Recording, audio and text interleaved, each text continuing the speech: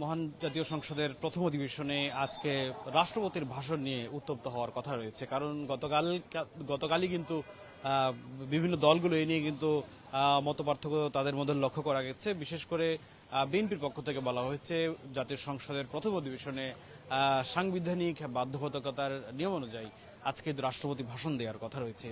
অপরদিকে জামাত এবং এনসিপি বলছেন যে রাষ্ট্রপতির যে আজকে ভাষণ সেটি তার দেওয়ার কোনো সুযোগ নেই, কারণ তিনি স্বৈরাচারের দোসর হিসেবে একজন তারা উল্লেখ করেছেন। এই ফলে এই নিয়ে সংসদে আজকে তারা আসলে কি পরিস্থিতি দাঁড়ায় সেটি আমরা দেখব। কারণ শেষ পর্যন্ত আসলে এই সংসদ থেকে ওয়াকআউট করে কিনা সেটি কিন্তু দেখার বিষয়। জানেন যে আসলে এই রাষ্ট্রপতি যে শাহাবুদ্দিন তিনি তার যে ভাষণ দেওয়ার কথা রয়েছে সেটি নিয়ে মূলত আজকে উত্তপ্ত হওয়ার কথা রয়েছে পরিস্থিতি।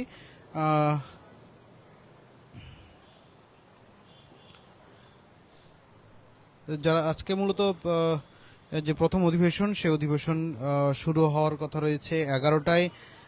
সেই 11টা শুরু হওয়ার পর এরপর মূলত আসলে রাষ্ট্রপতির ভাষণ নিয়ে মূলত উত্তপ্ত হওয়ার কথা রয়েছে। কারণ রাষ্ট্রপতি ভাষণ নিয়ে প্রথম অধিবেশন উত্তপ্ত যদি হয়ে ওঠে তাহলে পরিস্থিতি কি দাঁড়ায় সেটি এখন দেখার বিষয়। ক্ষমতাসীন বিএনপি বলছে সংবিধান মেনেই রাষ্ট্রপতি সংসদের প্রথম অধিবেশনে ভাষণ দেবেন, সংবিধানের বাইরে যাওয়ার কোনো সুযোগ নেই।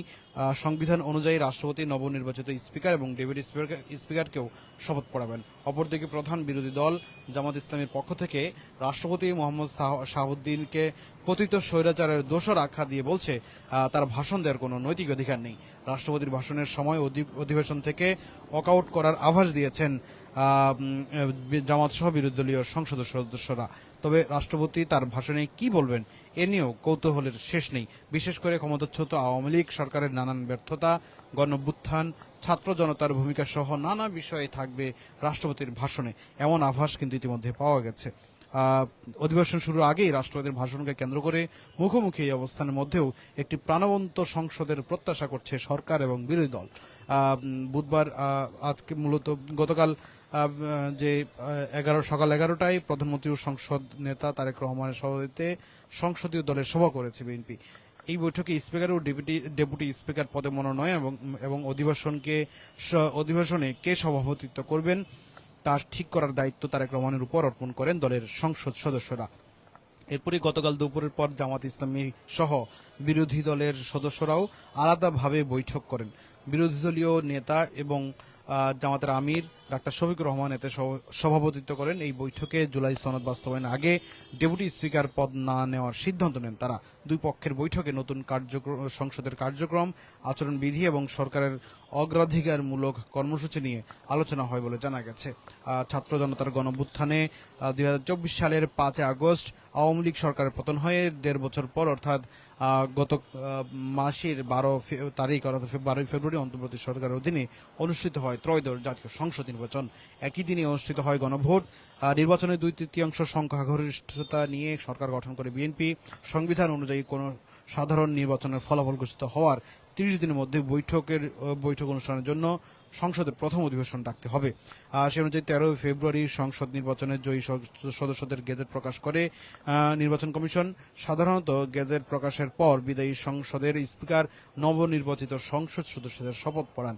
তবে এবার ব্যতিক্রম হচ্ছে, সংবিধান অনুযায়ী 3 দিনের মধ্যে স্পিকার বা তার মনোনীত ব্যক্তি শপথ না পড়ানোর কারণে পরবর্তী 3 দিনের মধ্যে প্রধান নির্বাচন কমিশনার এম নাসির উদ্দিন নবনির্বাচিত সংসদ সদস্যদের শপথ পড়ান। দ্বাদশ সংসদের স্পিকার হলেন ডক্টর শিরিন শারমিন চৌধুরী। শেখ হাসিনা সরকারের পতনের পর 2024 সালের সেপ্টেম্বরে স্পিকার পদ থেকে তিনি পদত্যাগ করেন। এরপর থেকে আত্মগোপনে আছেন সাবেক স্পিকার। বিদায়ী ডেপুটি স্পিকার শামসুল হক টুকু হত্যা মামলায় গ্রেফতার হয়ে এখন বর্তমানে কারাগারে রয়েছেন। এই অবস্থায় ভিন্ন এক প্রেক্ষাপটে বসতে যাচ্ছে ত্রয়োদশ জাতীয় সংসদ নির্বাচনের প্রথম অধিবেশন। এই বিষয়টি নিয়ে রাজনৈতিক বিশ্লেষকরা বলছেন যে এবারের সংসদ আগের গতানুগতিক কোনো সংসদের মতো হবে না। 24-এর গণঅভ্যুত্থানের পর সংস্কারের যে জন আকাঙ্ক্ষা তৈরি হয়েছে তা বাস্তবায়নের ঐতিহাসিক দায়িত্ব পড়েছে এই সংসদের উপরে। বিশেষ করে জুলাই জাতীয় সনদ বাস্তবায়ন সহ অনেক গুরুত্বপূর্ণ বিষয়ে নিষ্পত্তি হবে এখানে। রাজনৈতিক দলগুলো বিদায়ী অন্তর্বর্তী সরকার প্রণীত জুলাই সনদে স্বাক্ষর করেছে। এই সনদ সংসদে পাশ করানোর বড় দায় পড়েছে প্রতিনিধিত্বকারী রাজনৈতিক দলগুলোর উপর। বিশেষ করে সংবিধান সংস্কার পরিষদ ইস্যুতে প্রথম অধিবেশনেই উত্তপ্ত হতে পারে জাতীয় সংসদ।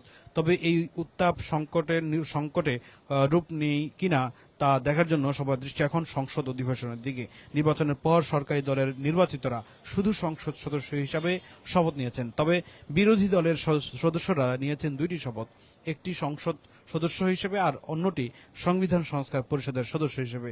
বিরোধী দলের সংসদ সদস্যরা বলছেন একই দেশে দুই নিয়ম চলতে পারে না, তাই সবার অপেক্ষা অধিবেশন শুরুর মহেন্দ্রক্ষণের দিকে, যার মধ্যে দিয়ে মাঠের রাজনীতি গড়াবে জাতীয় সংসদে। একই সঙ্গে প্রাণবন্ত হয়ে উঠবে সংসদ।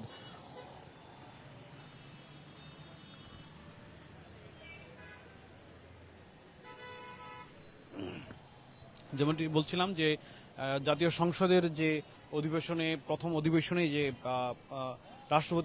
রাষ্ট্রপতির ভাষণ নিয়ে যে উত্তপ্ত পরিস্থিতি তৈরি হতে যাচ্ছে, এটি আসলে বলার অপেক্ষা রাখে না। কারণ এই বিষয়ে গতকালকে আসলে ধারণা পাওয়া গেছে সরকারি দল আসলে কি ধরনের অবস্থান নিয়েছে, আর বিরোধী দল জামাত এবং এনসিপি তারা কি ধরনের পরিস্থিতি, কি ধরনের সিদ্ধান্ত নিতে যাচ্ছে। কারণ গতকাল তারা বলেছে যে এই সংসদে অন্তত রাষ্ট্রপতির ভাষণ দেওয়ার অধিকার নেই, আর বিএনপি বলছে এই সংসদের রাষ্ট্রপতি ভাষণ হবে মূলত সাংবিধানিক বাধ্যবাধকতার কারণে।